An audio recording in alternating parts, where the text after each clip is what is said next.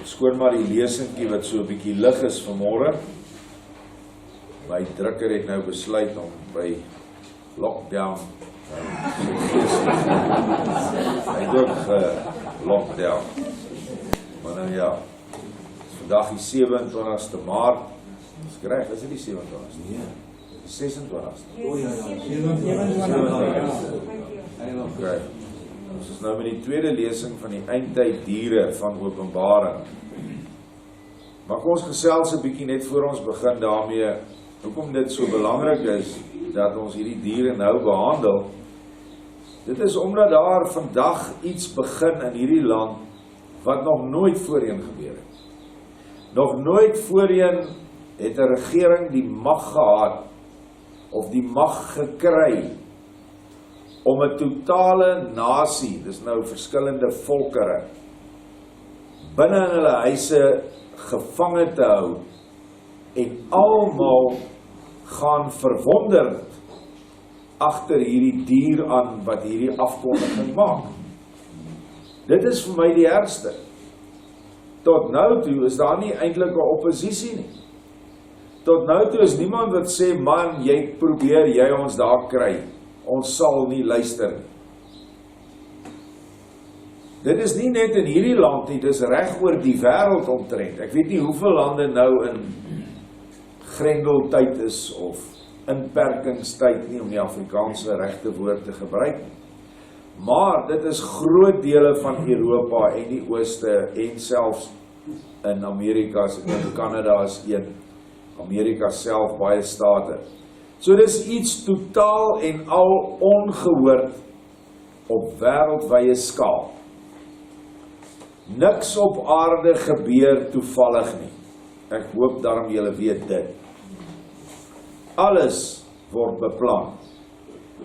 Daar is 'n mag agter alles waarvan ons nou gaan lees. Dit is die mag van die teenstander wat 2000 jaar op hierdie aarde toegang verleen is tot ons siele, alhoewel Yeshua hom oorwin het aan die vloekhout. Maar hy is nog nie ingeperk nie, hy is nog nie gebind soos die boek Openbaring sê nie. So dit gebeur eers aan die einde van hierdie 6000 jaar en ons is nou in die beseringstyd van daardie 6000 jaar. Is nog net 'n paar jaar, ons moet net vashou. En hierdie sleutels wat ons nou hier kry in die boek Openbaring, moet ons toepas op dit wat nou gebeur. Want dit is die begin van die smarte. Dit is wat Yeshua van praat in die profetiese gedeelte aan die einde van die boek Matteus, die profetiese rede. So, ek dink ons gaan met tyd gaan meer openbarings vir ons hierin gegee word, en ek sal baie bly wees as ons dit kan byvoeg. Mense wat luister en dalk die video kyk, sit dit op ons groepe, sodat ons kan leer, ons moet almal by mekaar leer. Een mens het tog nie al die kennis nie. En hy openbaar ook dan, deur baie mense openbaar hy nou die goed. En dis eintlik baie, baie interessant. Ons lewe in baie interessante tye. Seker die interessantste tyd van die ganse bestaan van hierdie aarde. Nou ja, ons is nou in gegrendel vandag en ons gaan dan hierdie lesings doen.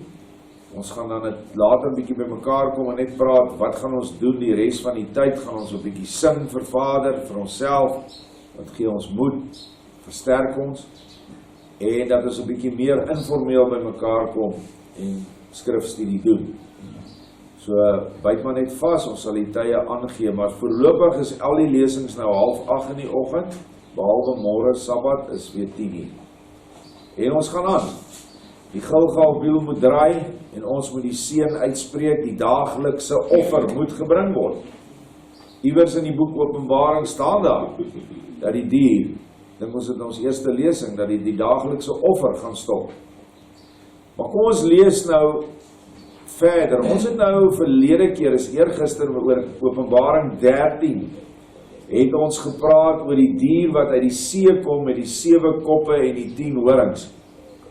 Eintlik moes ek eers Openbaring 12 se dier behandel, want in die nuwe Openbaring waar Yeshua vir ons kennis hieroor gee, praat hy van 3 diere. Nou die meeste ontleeders praat van 2 diere. Kom ons kyk hoekom praat Yeshua van 3 diere en ons gaan 1 hoofstuk terug na Openbaring 12 toe. En dit is die mooi stuk wat ons baie behandel het met die wedergeboorte. Dit is die vrou wat op die punt is om te baar. En dit is dan baie duidelik dat dit die wedergeboorte is, wat dan uit onsself voorkom, waar ons die vroulike is, ons siel is altyd vroulik, en dan baar ons 'n kind, wat eintlik niks anderste is as die wedergeboorte van onsself nie. So daar is nie 'n kind wat gebore word nie. Jesaja 66 bevestig dit, dat sê, dit staan daar, kan 'n vrou op een dag al haar kinders baar, dan sê hy, Sion het met eens haar weë gekry, en haar kinders gebaar, wat dan ook verwys na die wedergeboorte.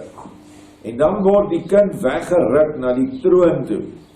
Nou as jy die goed lees soos wat jy nou 'n gewone aardse storie lees, gaan jy dit nie verstaan nie. Maar die hemel is in jou. En dit is niks anderste as om te sê, jy word wedergebore nie. Jy baar 'n kind, jou siel verenig met die gees in jou, en dit is die krag wat voortkom wat as 'n kind beskryf word. En nou is jy weggeruk na die troon toe. Waar is die troon in jou? Wat het met jou gebeur? Jou liggaam het verander. Jy het 'n vleesliggaam verruil vir 'n geestelike, eteriese, ewiglewende liggaam. Dis wat daai geboorte beteken. Presies soos wat Yeshua dit in die grafkelder gedoen het, toe hy homself uit die dood opgewek het. Nou hoef ek en jy nie meer dood te gaan nie. Hy het dit klaar vir ons gedoen, ons bruidegom, ons man het dit gedoen. Wat moet ek en jy doen? Ons moet ons laat doop. Dit is om saam met hom in die dood in te gaan en saam met hom in die ewige lewe op te staan. Maar dan moet ons sy gees ontvang. Watter gees? Daar is net een gees, dis die trooster. En niemand wat sê dat hy 'n gelowige is, 'n volgeling van Yeshua, en nie alles doen wat Yeshua sê nie, en hom nie as die hoogste gesag beskou nie, as God, Elohim, Vader, Abba self nie, gaan nie die wedergeboorte kry nie. Hy kan nie.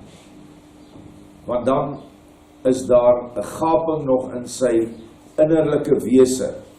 Hierdie vrou wat geboorte gee, jou siel is nie aangetrek nie, is nie behoorlike kleding nie, jy's nie gewas, maagdelik skoon nie, jy's nie 'n maagd in die gees nie, en dan kan jy nie met hom een word nie.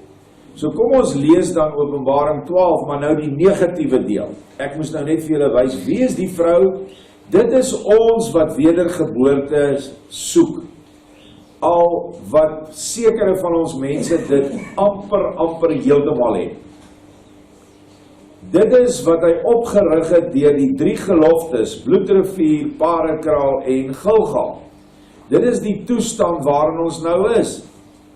Waar die Gilgal gelofte eintlik 'n huweliksbelofte is aan Vader, dat ons met hom in die huwelik sal tree, een sal word, en sy werk op die aarde sal doen, soos 'n versorgende moeder. Want 'n bruid is net 'n bruid vir een nag. Daarna begin jou job. Of jy nou 'n man of 'n vrou is, ons almal is bruid. Daarom moet ons versorg. Vers 3 van Openbaring 12, en 'n ander teken het in die hemele verskyn. Dis nou teenoor hierdie vrou. En daar was 'n groot vuurrooi draak met 7 koppe en 10 horings, en op sy koppe 7 krone. En sy stert het die 3de van die sterre van die hemele meegesleep, en hulle op die aarde gegooi. En die draak het gestaan voor die vrou wat op die punt was om te baar, sodat hy haar kind sou verslind sodra sy gebaar het. Wat staan hier? Hierdie draak is niemand anderste as Lucifer, in sy volkome androgeniese toestand, manlik en vroulik. So dit is Satan en Satana, een wese. Maar hy het nog die vermoë om hom as manlik voor te doen, of as vroulik. En dis ook wat in die tuin van Eden gebeur het. Hy het hom as manlike voorgedoen aan Eva en haar verlei. En toe verander hy sy gedaante en hy maak homself, lyk hy soos 'n tweede Eva. En dit is 'n vermoë wat die gevalle engele het. Hulle kan gedaanteverwisseling ondergaan. En toe het Eva vir Adam gesê, eet. En toe gee sy van die vrug vir hom. En toe het hy gemeenskap met haar, en sy het gemeenskap met hom. Beide het geval in die kloue van Satan. Hy is nog steeds so. Nou, die vrou is natuurlik Sion, die dogter van Sion eintlik, wat nou op die punt is om wedergeboorte te kry. Wat wil hy doen? Wat staan hier? Hy wil haar wedergeboorte vernietig. Hy wil tussen die geboorte inkom en dit afsny. En daarom sal die aanslag die sterkste wees teen die dogter van Sion in Suid-Afrika en veral die dogter van Sion op die Gilgal klipwiel wie reg oor Suid-Afrika versprei is. So erg dat mense wat op daardie wiel was en die wiel opgerig het en gebou het en saam gegaan het, hulle klippe verwyder het, fisies. En hulle geestelike harte verwyder het van hierdie groot, uiterste groot daad wat Vader gedoen het in hierdie land. Kan julle sien hoe kragtig en magtig is die draak? Saam met 'n derde van die gevalle engele wat hom gevolg het. Nou gebeur daar in vers 7 van Openbaring 12 die volgende, en daar het oorlog in die hemele gekom. Waar is die hemele? Is dit die bo? Daar waar die satelliete vlieg. Dis in ons harte. Die hemele is die gedeelte in jou hart wat lig het. Die hemele is Vader self. Maar Lucifer het toegang tot daai deel van die hemele wat in jou is. Hoe kry hy toegang? Hy kry dit deur jou vlees. Deur die begeertes van die aardse. En dis waar die oorlog is. En waar is Michael? Hy sê daar het oorlog in die hemele gekom. Michael en sy boodskappers het oorlog gevoer teen die draak. En die draak en sy boodskappers het oorlog gevoer. Nou as hierdie oorlog binne in onsself plaasvind, weet ons dan nou dat Michael is een van die 4 lewende wesens, wat op die 4 hoeke van jou hart, jy het 4 hartkamers. Die noorde een is Uriel, die liefde. Die ooste een is Michael, die krag. So wat staan hier? Daar staan dat jy die krag sal ontvang van die Gees via die engel Michael in jou siel.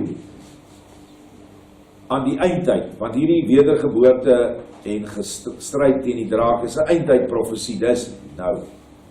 Die vrou is op die punt om te baar, sy het nog nie gebaar, sy gaan.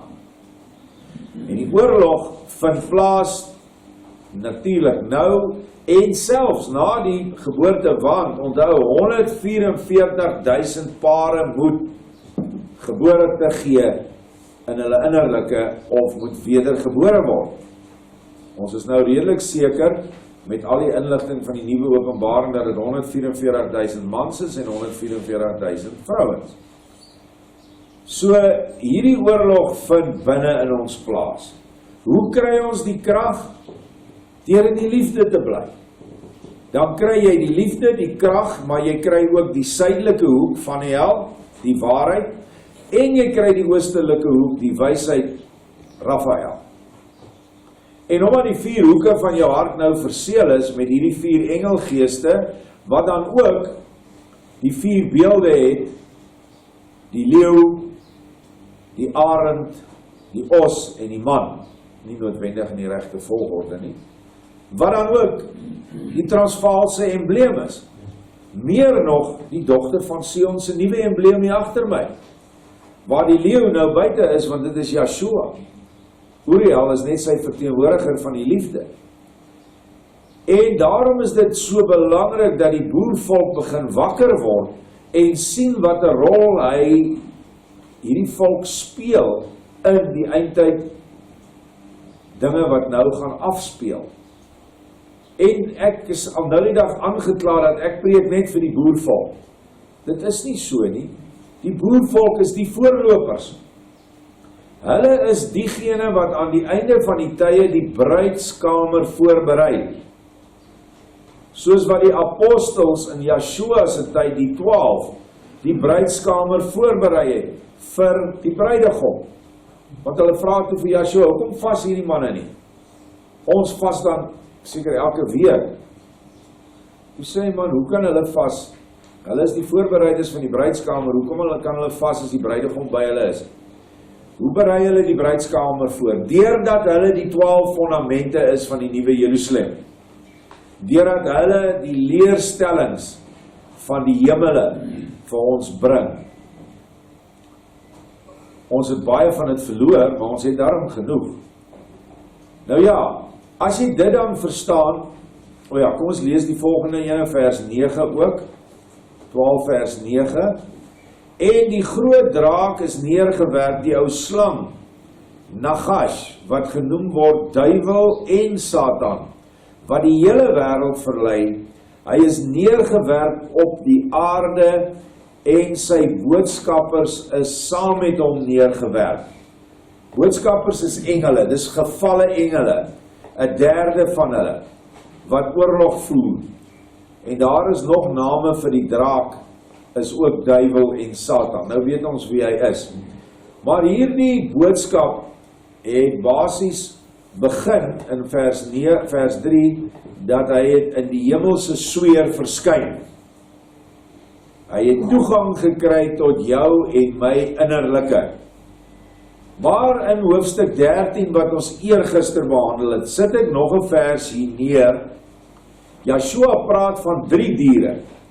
Dit is die draak wat in die hemele verskyn het, en ons het dan eergister oor hierdie dier gelees. Kom ons lees net daai vers, ek het hom net hier ingepaste, geplak sê hulle, ek het die dier, die bose anti-Messias sisteem, uit die see van die nasies sien opkom met 7 koppe, dan sê Yeshua in openbaring, dit is 7 berge en dit is ook 7 konings, of ons het dit vorste genoem.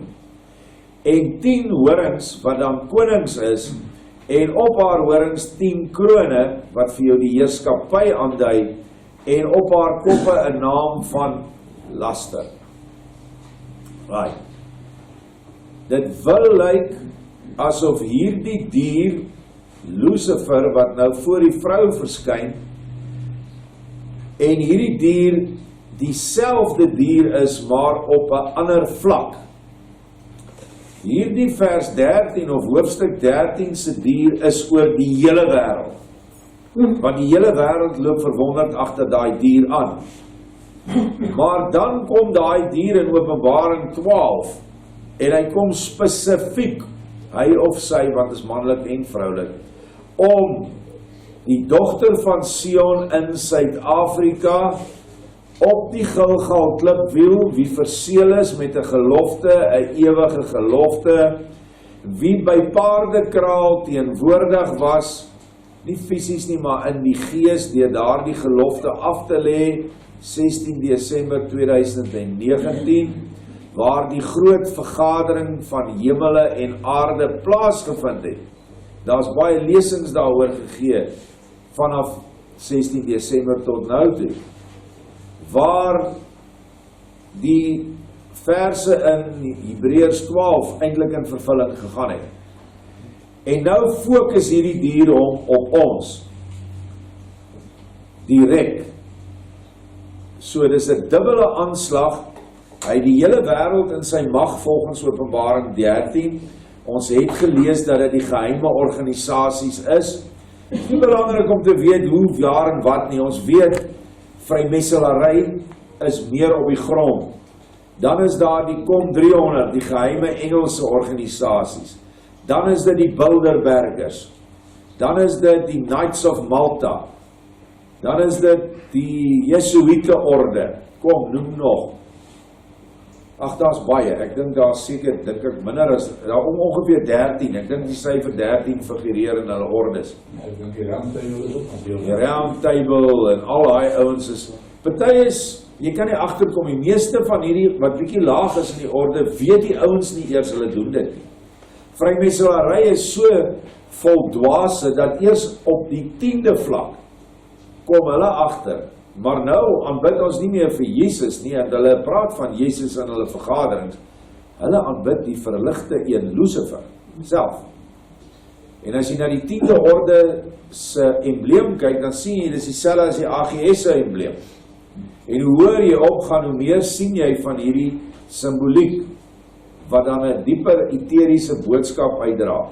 So dis die hele dier wat oor die wêreld gaan met sy vorste, die 7 koppe, en dan die 10 horings is dan konings wat onder hierdie vorste dien. Soos ek vir julle gesê het, nie Trump of Putin of wie ook al in Engeland se leier of Merkel of wie, hulle het geen gesag op hulle eie nie. Hulle is ondergeskik aan hierdie geheime 7 koppe. Net so is hierdie dwaas van Barbaria, Ramaphosa, want daar is nou niks anders te meer vir hierdie land te sê, en dit is nou 'n Barbaria. Net so is hy ook deel van die Knights of Malta, is hy ook 'n vrymesselaar, en ek sal nie verbaas wees dat hy ook 'n broederbonder is nie, want die broederbonder is nou maar net nog 'n organisasie met sy tentakels in hierdie vrymesselary geanker. Dit is hy wat niks anders doen wat die wêreld mag die 7 verborge berge vir hom sê nie. Daardie berge was teenwoordig by die oorgee van die mag aan Mandela via die Jesuïte orde. Hy het reg langs aan die linkerkant van Mandela gesit, ek het dit al gesê, maar ek herhaal dit. By sy inhuldiging in 1994 op die 27ste April by die Unie geboue, was Hans van Kolvenbach, het die teken gegee vir die wêreld dat Suid-Afrika geval het en nou onder die wêreldmag is. Hierdie Ramaphosa, wat nou in beheer is van alle lewens op hierdie aarde, onthou, hy is nou the commander-in-chief, soos hulle hom nou gisterand gewys het, met sy ou simpel kamoufleerdragie. Julle het dit gesien, daai foto. Hy is nou skielik die generaal van alle generaals.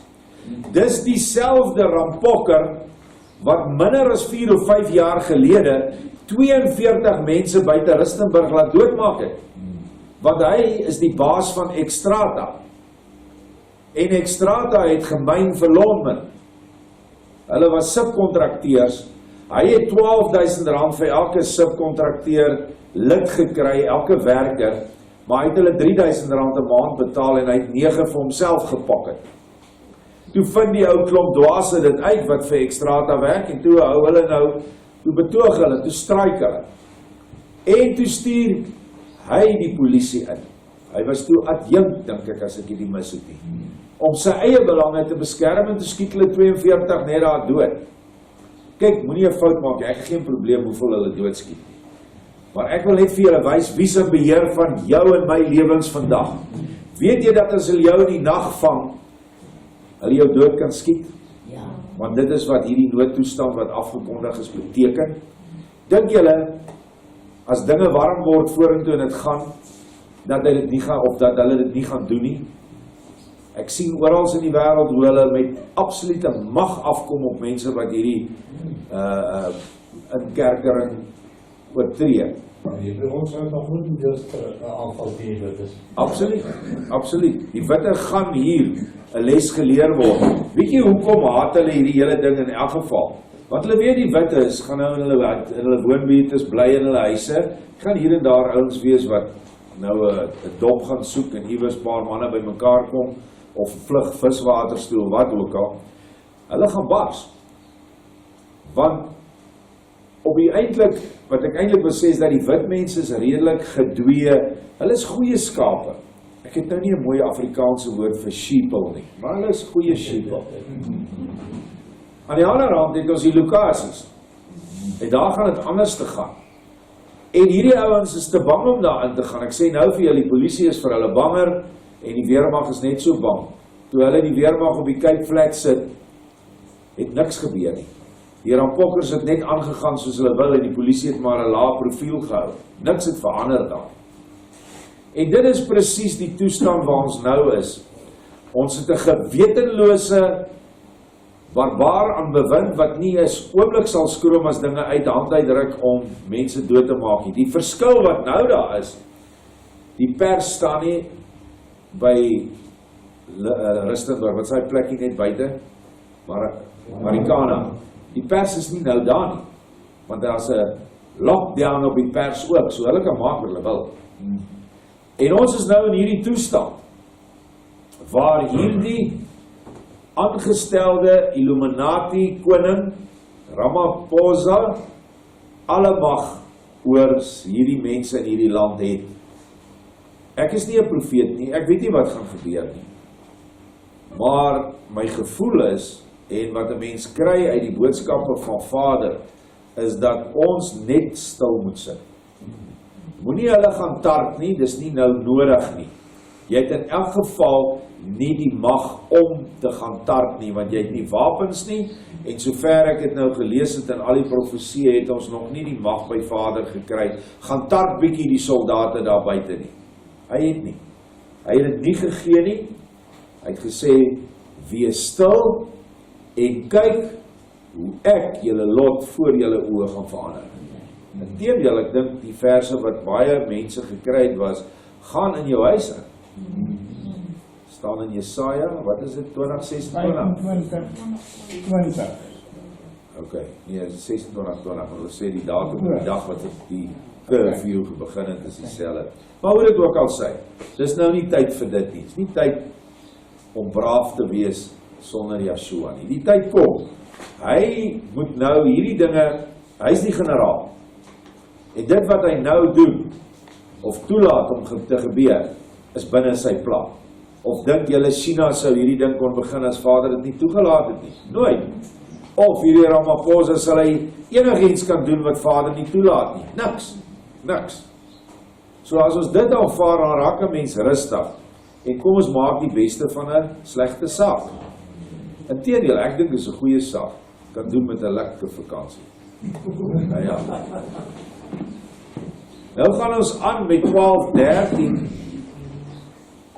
En toe die draak sien dat hy neergewerp is op aarde, het hy die vrou vervolg, wat die seentjie gebaar het. Sien julle wat ek nou net gesê het, waar sy aanslag is op die dogter van Sion, die gedeelte in die boervolk, wie Yeshua volg, en wie Yeshua liefhet.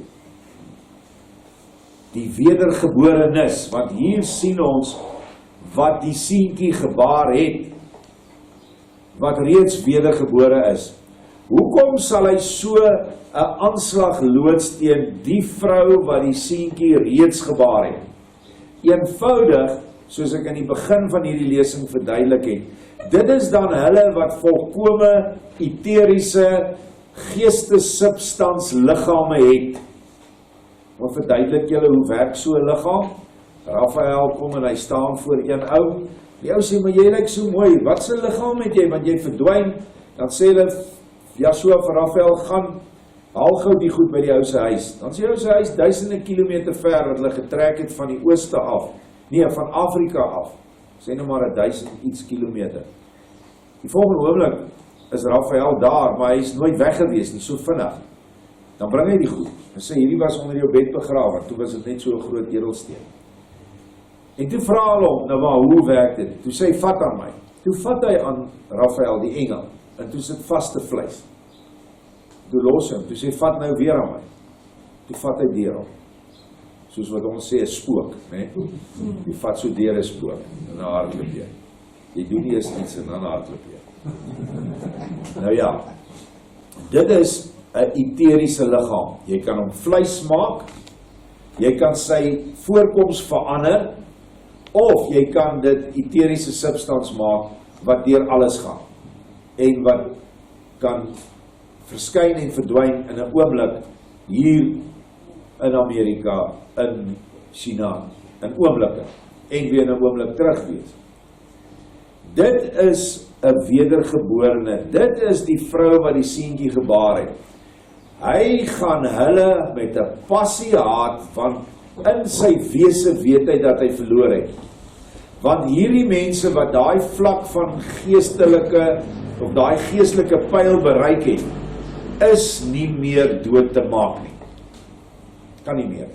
Maar hy gaan nie ophou probeer nie, want dan sou hy al lankal opgehou toe hy gesien het, Joshua het hom oorwin. Maar hy het teendeel. Vir 2000 jaar probeer hy sy bes. Nou kom hier vers 16, en die aarde het die vrou te hulp gekom, en die aarde het haar mond oopgemaak, en die rivier opgesluk wat die draak uit sy bek uitgegooi het. En die draak was vertorend op die vrou, en hy het weggegaan om oorlog te voer teen die oorblyfsel van haar saad, wat die gebooie van Elohim onderhou en die getuienis van Jahwe Yeshua die gesalfde hou. Wat staan hier? Hier kry die vrou sekere hulp deur die aarde. Nou, hier lyk dit of dit die fisiese aarde is, dat daar 'n plek voorberei gaan word, waar hierdie vrou beskerming gaan kry, nadat Satan aan die einde van die tyd, hierdie draak, wanneer hy water uit sy mond gaan uitgooi. Nou hierdie water kan sekerlik ook oorstromings en tsunamies en allerlei goed wees. Maar in hierdie konteks sien ek dat die draak gaan water, kennis, uitgooi oor die aarde, waarmee hy nou besig is. Ek sê vir julle, hierdie kennis wat nou uitkom oor hierdie virus is vals.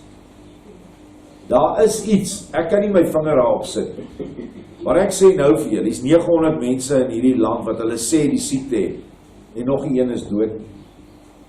Nog nie een nie, of is daar nou een? Ek weet, daar is een kind wat baie siek is. Maar daar is nog niemand dood. Dit nou aan gewone griep. Duisende mense, 30.000 sterf elke jaar aan gewone griep. Hoekom nie al hierdie lockdowns en goed vir dit nie? Dink aan TB. Tuberkulose, hoeveel sterf nie aan tuberkulose nie? Hoekom nie 'n lockdown nie? Want hy is net so aansteeklik. Hy word self ook in die teenwoordigheid in 'n gebied is, en daai ou hoes of spoeg, en daai goed kom deur die lug by jou, dan het jy dit ook. Baie van ons mense het dit gekry. En as jy 'n swak gestel het, gaan jy dood. Iets is nie reg nie. Hy's besig om nou water op hierdie aarde uit te gooi.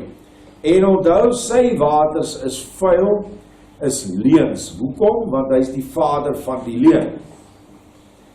En die vrou wat nou die groot deel van hierdie aanslag gaan kry, is die wat nie wedergebore is. Sien julle dit? Die een het reeds die seentjie gekry, hy kan aan haar niks maak nie. Toe draai hy om, en hy gaan na die ander wat doen?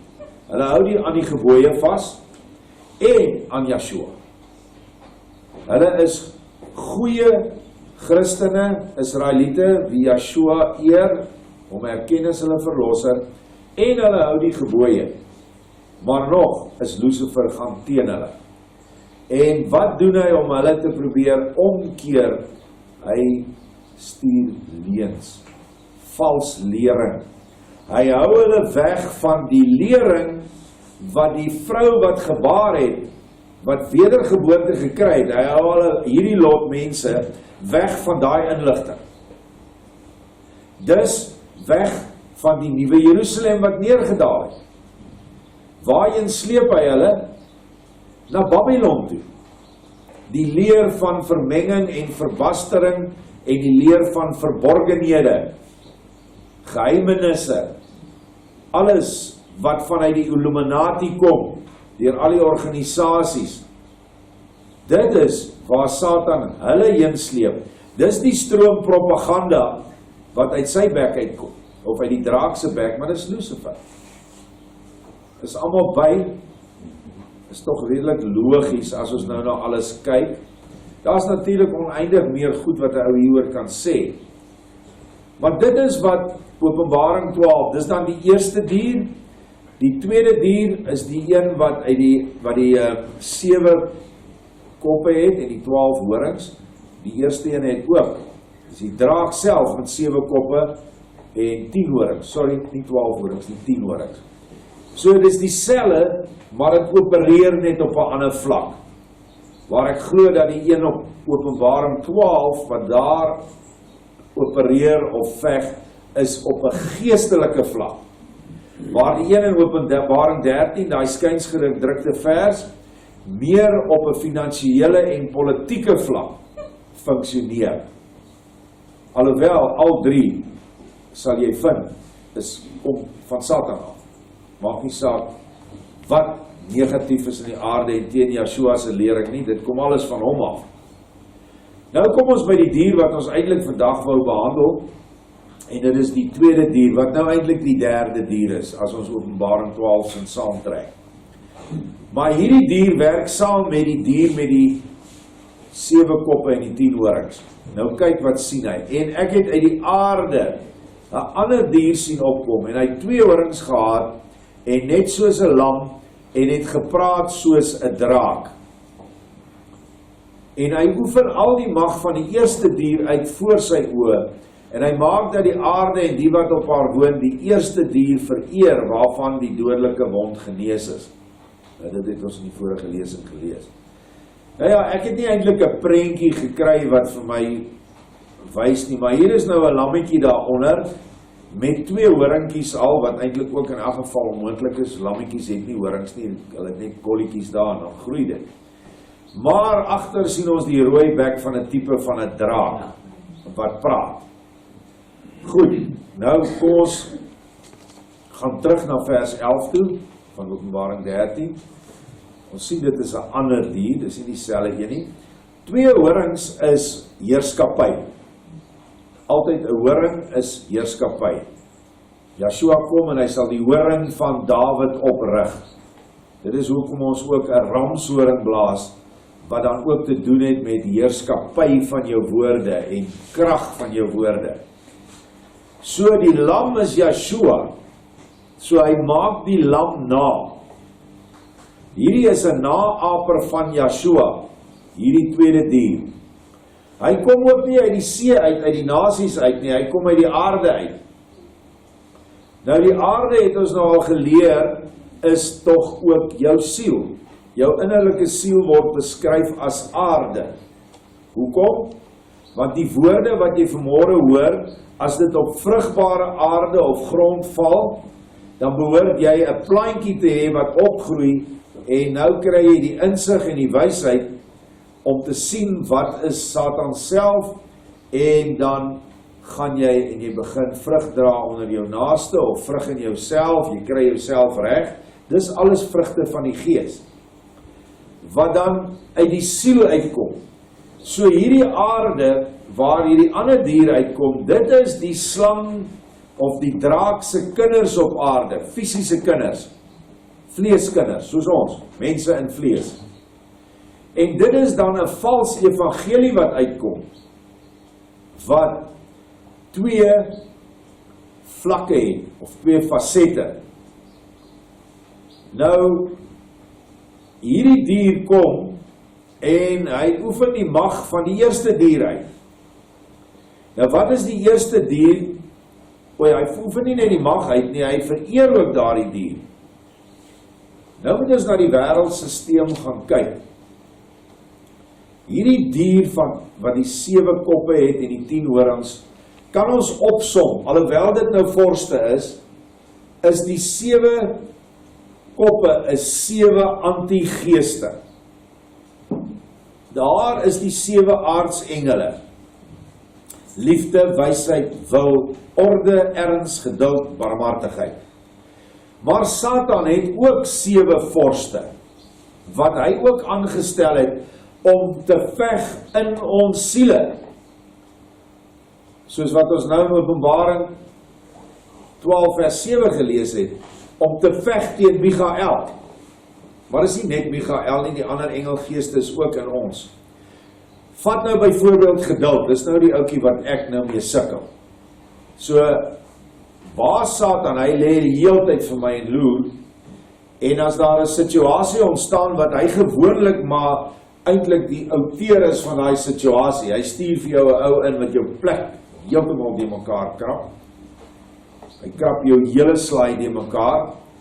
En nou in plaas van ek na wie's geduld se ou Remiel toe gaan en in my hart vra vir geduld, dan spring hierdie ou in en dan word jy kwaad en dan doen jy dinge waaroor jy later spyt is. Dis die geveg wat nou in ons is. En dit is dan die 7 antigeeste. Vir liefde het jy eie liefde. Vir wysheid het jy wysheid uit eie liefde wat niks anders is as dwaasheid. Ok? En soveel mense het dwaasheid, maar hulle dink, hulle is baie wys uit die Bybel uit. Die werksame wil is die wil, maar dis die wil om die eie liefde en die dwaasheid te doen. Niemand kry daar af nie. Soos my ou vriend gesê het, ek het 'n sterk wil. As ek wil rook, keer niemand my. So, dit is daai negatiewe wil. Dan, die orde is natuurlik, nou, as jy daai eerste 3 goed doen, is jy in 'n heel ander orde. Jy is nou in die orde van Satan. En jou erns om daai orde voor te gaan kyk na liberales, wat Yeshua haat, wat eintlik alles van God haat, as jy daai klomp teestaan, vanuit 'n mens wat konservatief en apartheidsgesind is. Hulle raak mal. Hulle sal 'n boom omhels, tree huggers, bunny huggers, hulle sal soveel hasies vasdruk teen hulle hartjies, maar laat 'n wit man voor hulle staan wat apartheid verkondig. Dan kom die draak in hulle uit, met al sy koppe en sy horings. En as hulle dit in hulle mag gehad het, sou hulle jou dood martel. En hulle sê dit ook. Kyk maar, ek kyk baie van die goed in Amerika, die konfrontasie tussen links en regs. Dit is die erns wat hulle het, om hulle sisteem aan bewind te kry. Dan die geduld is natuurlik die teenoorgestelde ongeduld. Die wêreldsisteem Babylon het nie geduld met jou nie.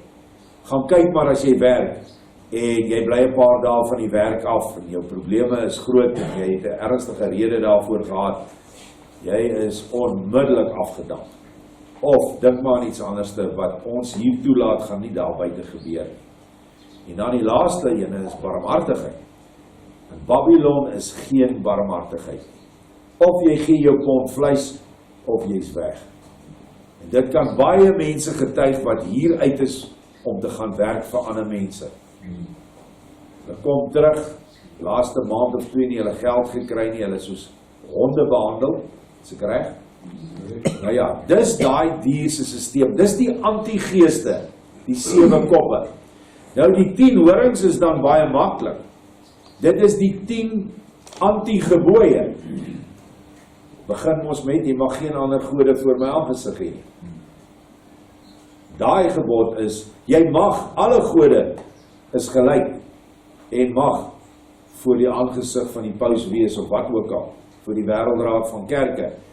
Boeddha is nie ondergeskik aan Yeshua. In die wêreldraad van kerke is al die gode gelyk. Of jy hom nou Yahweh noem, en of jy hom Here noem, Lord noem, of die Rastas hom Ja noem, maak nie saak nie. Is almal gelyk. Voorvadergeeste is ook gelyk. So kan jy elke gebod vat. Gaan nie almal die naam. Jy mag my naam nie verydel nie, of ydelik gebruik in die ou Bybel nie. Dink nie aan wat hulle met die naam gedoen het. Dink aan die Sabbat. Die 7de dag is die Sabbat. Watter dag is nou die rusdag? Sondag. Steel, vermenging, begeer. Ag, jy kan net enige boek vandag oopmaak, op tydskrifte wat jy kry, flieks wat jy kyk, alles gaan oor begeertes. Om te begeer wat 'n ander ou het, wat nie joune is nie. En dan maak hulle nog dit so aantreklik, deur hulle nog 'n halfkaal vrou op die Maserati se, wat jy op die foto sit, sodat jy alles begeer. So die hele wêreld word deur begeertes beheers. Selfs in die kerke is die begeertes wat deurkom, is dat die mens graag die dominee wil tevrede stel, deur vir hom gawes te gee. Die ergste sien jy in Amerika in hierdie groot evangelisasie netwerke, waar miljoene mense vasgevang is. So ek wil net vir julle hierdie dier se koppe wys en sy horings. Dis alles wat wêrelds is. Jy gaan dit kry nou om die Romeinse kerk daar te sien, jy gaan die protestantse kerk ook sien. Inteendeel, ons moet nog 'n bietjie daarna gaan kyk, Swedenborg sê dat hierdie tweede dier is die protestantse kerk. Of kom ons sê, dis 'n faset daarvan, wat die eerste dier, die Rooms-Katolieke systeemkerk, in stand hou, en daai dier vereer. Nou gaan jy my sê, ja, maar hoe vereer hulle? Luther is dan daar uit, ok? Martin Luther het daar uitgegaan, te groot gejuig, dis al sy ou goedjies wat hy gespyker het teen die deur. Maar hoekom het hy die Sabbat nie reggestel? Hoekom het hy die woorde verbastering wat uitgehaal is in die Bybel nie teruggesit nie? Hy was baie goed onderrig in die oorspronklike tale. Hoekom het hy voortgegaan met kinderbesprenkeling?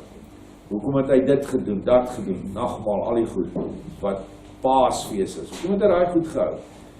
So, nog steeds was hierdie draak by elke versplintering van die kerk. Na die protestante kerke het ons die charismatiese kerke gekry, en uiteindelik het jy weer ander bewegings gekry. En hy is elke keer by wat hy glo aan een ding, verdeel en heers. En Joshua kom en hy sê, 'n huis wat verdeel is, kan nie staan. So, sien sy hand, Lucifer se hand in al hierdie goed. En nou, vers 13, hy doen groot tekens, sodat hy selfs vuur uit die hemele laat neerdal op die aarde voor die oë van die mense. Hy verlei die bewoners van die aarde deur die tekens wat hom gegee is om voor die oë van die eerste dier te doen. Ek sit nou die eerste daarin. Deur aan die bewoners van die aarde te sê dat hulle beeld moet maak vir die eerste dier wat die swaardwond ontvang en lewendig geword het. En dan, dit is hom gegee om 'n gees aan die eerste dier se beeld te gee, sodat die dier se beeld ook sal praat en maak dat almal gedood word wat die dier se beeld nie vereer nie. So hier het jy nou 'n sisteem wat lyk of dit Joshua is, wat definitief nou, as ek kyk na een van die koppe, die vals naam, hierdie naam is nie Joshua of Yahweh nie, maar Jesus. So Jesus is 'n sentrale deel van hierdie tweede dier. Ek praat van die vals Jesus. Daar's baie goeie volksgenote en mense oor die wêreld wat Joshua erken wie hy is en hom nog Jesus noem omdat hulle mislei is daarin. Praat nie van hulle. Ons praat van hierdie tekens wat hierdie dier gaan doen. Nou ja, mense, daar is tekens veral in kerke waar werklike genesings plaasvind. Maar wat hulle jou nie vertel nie, is dat dit kom met 'n prys. Gewoonlik is die prys die siel, of is die prys 'n ander siekte. Soos nog alright, as julle verveel, kan ek aan? Wat hulle nou eens begin. Ja, so was niks om te doen vandag nie. Julle is nou gelockdown hier so by. Nee, ek is reg. So die tekens kan ons maar sien. Ek het nou die dag gesien, mense wys iets van 'n been wat aangroei. Nou, ek het genoeg getuienis in my verlede gekry, want ek het baie na die goed gekyk, dat daar wel sulke magtige tekens plaasvind, dat hulle dit kan doen deur die krag van Lucifer, maar weer eens, daar's 'n prys. Maar daar gaan tekens wees aan die sterreruim en aan die hemele, wat hulle al reeds doen. Het julle opgelet in die laaste tyd, hoeveel tekens wat die mense nie kan verklaar nie. Wolk wat lig uit hom uitstuur en snaakse goed. Maar dit doen hulle met hologramme. Is een van die maniere waarop hulle dit doen. Moenie 'n fout maak dat hierdie groot draak gedryf word deur gevalle engele, wat ontsaglik kragtig en magtig is. Moenie die ouetjies onderskat nie. Hulle is nie duiwels met virkies en lang sterte nie. Hulle is magtige engele wat eens die hoogste posisie in die heelal beklee het. En nou is hulle ingeperk, maar die oomblik wanneer die mens vir hom krag gee, dan wend hy daai krag aan vir sy baas, vir sy meester, Yeshua, sy meester Lucifer, ekskuus. Nou, kom ons en hy sê, hulle doen groot tekens, maar hier is 'n beeld. Hulle maak 'n beeld vir hierdie geheimene dier, met die 7 koppe en die 10 horings. Nou, 'n beeld is 'n afbeelding, of 'n verheffing van hierdie dier. En hierdie beeld is die beeld waarvan ons, as ons na alles kyk nou op aarde, dit verteenwoordig die dier. Het sy jy nou na die nuus luister, het sy jy na 'n videoprogram kyk, het sy jy nou 'n tydskrif lees, maak nie saak nie, die skoolboeke, die universiteitsboeke, die kweekskole, alles is deel van die beeld wat die dier wil uitdra. Die maklikste is, kom ons kyk na die verbasteringsbeeld wat uitgedra is. In die jare 60 en voor, selfs bietjie in die 70, sou dit ongehoord gewees het om in die Sisterskerke of die AGS daardie tipe van verfoeilike dade toe te laat in die kerk om mense te trou wat van verskillende rasse is. Vandag is dit hulle is almal deel van daai beeld. Dink aan die homoseksuele beeld wat uitgedra is. Dit was 'n verfoeilike ding tot 20 jaar terug. Maar nou sê die kerke, dis liefde, jy kan nie teen liefde staan nie. Sien julle die beeld wat die dier het? Almal is deel van daai beeld, behalwe 'n klein groepie wat die apartheidsgees in hulle het. Dink mooi waarin ons geval het. Jy kan niks doen, jy kan nou voor die hof kom. En jy sê, man, homoseksualisme is 'n vieslike ding en Vader sê dit en dit moet met hulle gebeur. Hulle vat jou hof toe. Maak nie saak dit staan in die Bybel nie. Jy het teen hulle gelaster en jy gaan 'n boete betaal. Dink maar net as jy die ou K-woord sê, wat gebeur, wat net basies beteken kafir, ongelowige in Arabies. So, die hele ding is gedraai. Hy het 'n beeld geskep en al sy regters en magistrate en almal wat in beheer is, volg hierdie dier blindelings, hardloop hulle agter hom aan. En wee jou wat teen hierdie goed staan. En dis presies wat hier staan. Hy sê, hierdie dier se beeld praat, en hy praat oral, op TV, op internet, in tydskrifte, in koerante, in howe, in skole. Dink maar aan die drek wat jou kind in die gewone skole moet leer deesdae. En jy, wat nie daai dier se beeld aanbid nie, of nie luister nie, sal gedood word, omdat jy die dier se beeld nie aanbid nie. Kyk hoe word ons mense fisies gedood. Die boere, wat tradisioneel hulle was, wat juist teen hierdie dinge gestaan het. Ons volk is die laaste wat gekapituleer het voor die dier se beeld. Maar hulle maak jou verder geestelik dood. Dink jy, ek kan môre gaan preek op Radio Kansel? As nie eens 'n manier nie. Nie eens op Radio Pretoria kan 'n regse Jahwe belydende prediker gaan praat nie. En dis tog 'n Afrikanerstasie. Dink jy hulle gaan flieks maak oor ons, hoe 'n heldhaftige, pragtige volk, die boerevolk was? Nee, hulle haat ons. Hulle haat ons met 'n passie. En daarom is ons dood, ons is stil. Ons moet maar van alternatiewe gebruik maak as ons boodskappe wil versprei. En dit is die geestelike dood waarin ons nou is. So al hierdie dinge het plaasgevind en is nou besig om plaas te vind. Maar kyk wat doen hy nou verder. Vers 16 van Openbaring 13. En hy maak dat aan almal klein en groot, en die rykes en die armes en die vrymense en die slawe 'n merk op hulle regterhand en op hulle voorhoofde gegee word. sodat niemand kan koop of verkoop nie, behalwe hy wat die merk of die naam van die dier of die getal van haar naam het.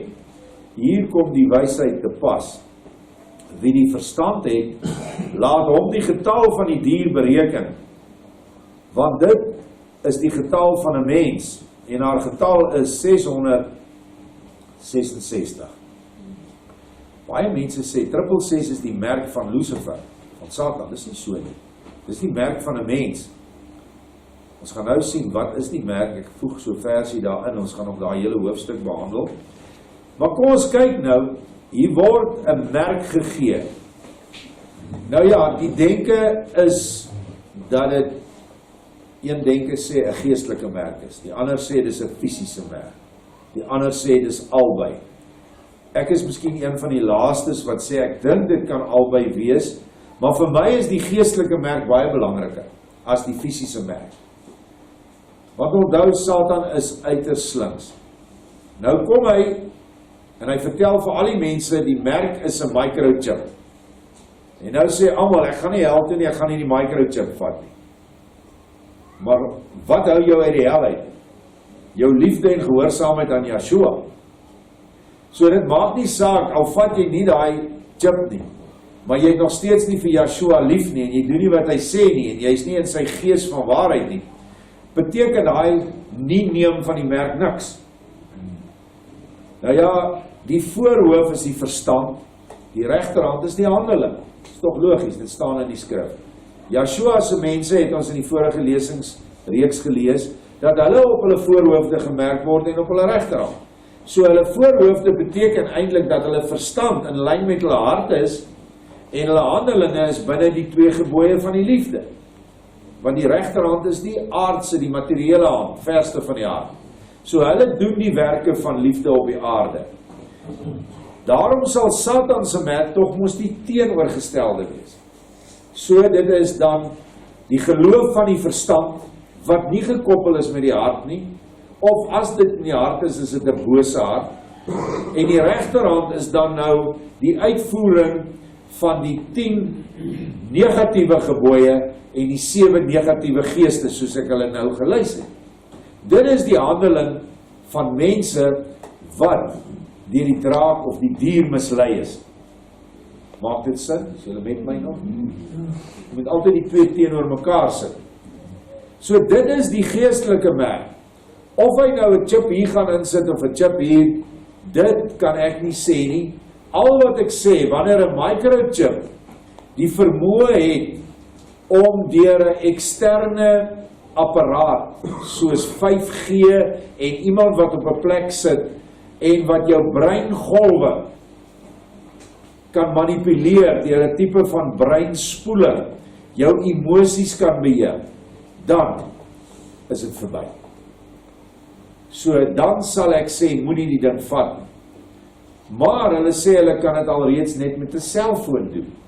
Deur 'n sekere frekwensiesterkte, is dit 60 MHz, ek weet nie wat hierdie nuwe 5G is, maar dit is baie sterker as dit wat ons nou het. Ons het nou 4G.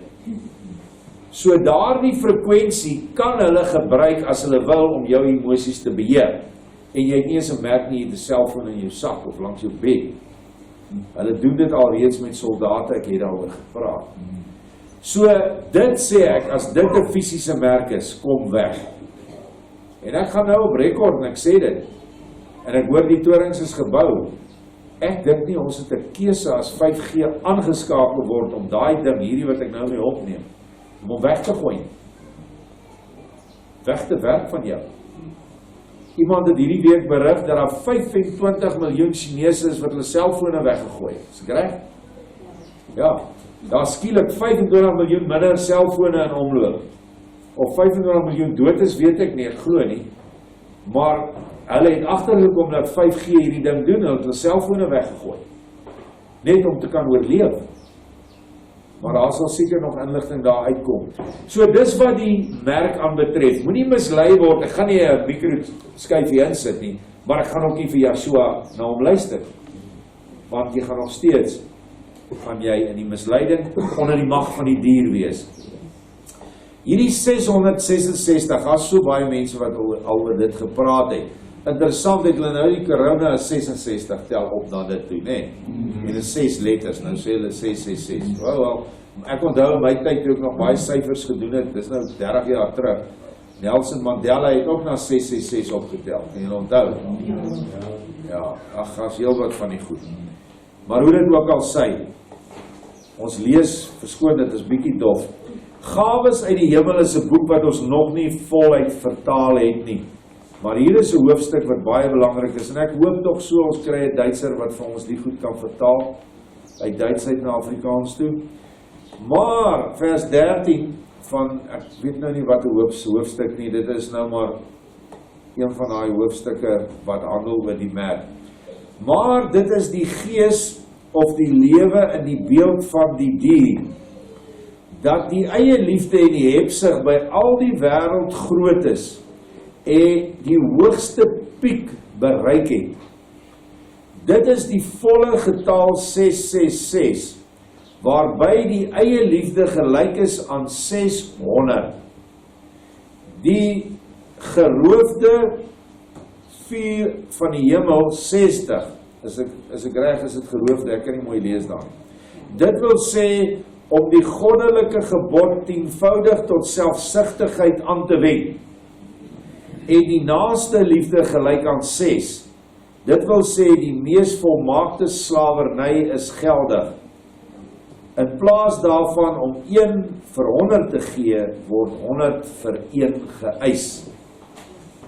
Hier praat hy nou met die leiers.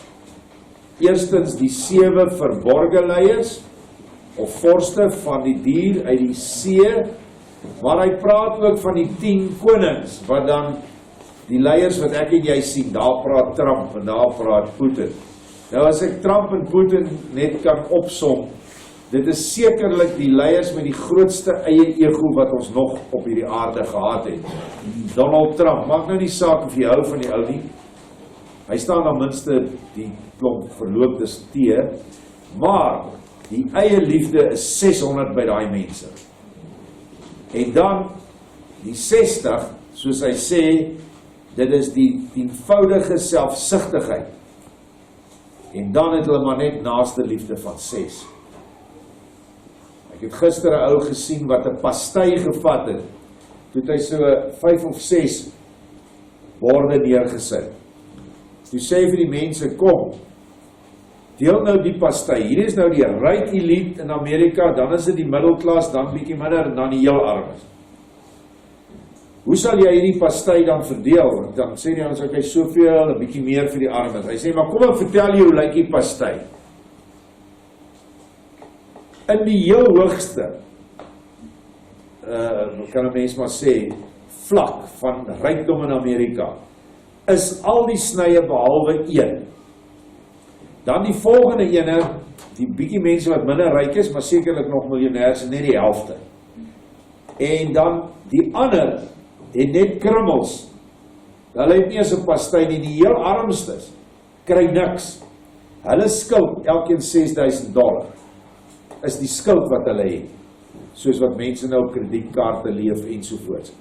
Toe sê hy hierdie heel hoogste een waar omtrent die hele pastei is, behalwe 1 skyfie, of is dit 2, ek kan dit nie mooi onthou nie. Hy sê kom ons vat 1% van daai een groot pastei wat nou daar lê, wat by die rykes is. Toe vat hy feitelik die hele res van daai pastei minus die 2, behoort aan 1% van die rykes. En ek dink hulle het so 2 of 3 skywe gehad. Dit laat jou dink, waar is die rykdom in die wêreld? By die dier. By die 7 geheime vorste. En die res by die 10 leiers en hulle buddies en die ouens wat finansiële transaksies op hierdie aarde doen. Maar ons is hier waar ons net paar krummels het, en hier op hierdie plaas het ons niks. Gelukkig ons hoef ook nie meer te worry oor skuld nie, want niemand gaan jou hier kry nie, en jy het in elk geval niks om terug te betaal. Maar dit is hoe dit lyk in die wêreld. So wie's nou in beheer hier? Dit is hierdie ouens wat die 666 merk het. Dit is 'n merk van 'n mens, wat 'n totale sataniese denke het, 'n sataniese wese. Dit gaan net oor homself. Niks van Vader nie en nog minder van naaste liefde nie. Hulle sal naaste liefde rallies hou en galas hou en die mense sal kom en hulle miljoene rande se halssnoere en allerhande goed en ringe en rokke en manelpakke en hulle sal 'n uitstekende ete gee en hierdie ou gaan $20,000 gee en daai en soveel. Of jy moet 'n sitplek bespreek teen R500,000 en daai geld gaan vir die armes. In ons land word maar net in die lokasies ingestort. Maar dit is aftrekbaar van hulle belasting en hulle het groot aansien gekry en hulle is almal in een of ander tydskrif gefotografeer. Hierdie gemors wat die mense lees. Hierdie ou nou weer soveel gegee. Daai is nie naaste liefde nie. Onthou dit, dis nie naaste liefde, dit is nog steeds eie liefde. Want jy kry voordeel daai. So, ek is jammer, ek het 'n bietjie lank oor die tyd gegaan, maar dis 'n baie belangrike konsep wat ons moet verstaan. Is die dier uit die aarde, hoe hy verbind met die dier uit die see, en hoe die dier, die draak, wat eintlik hoof is oor albei hierdie diere, hoe hy funksioneer. Amen.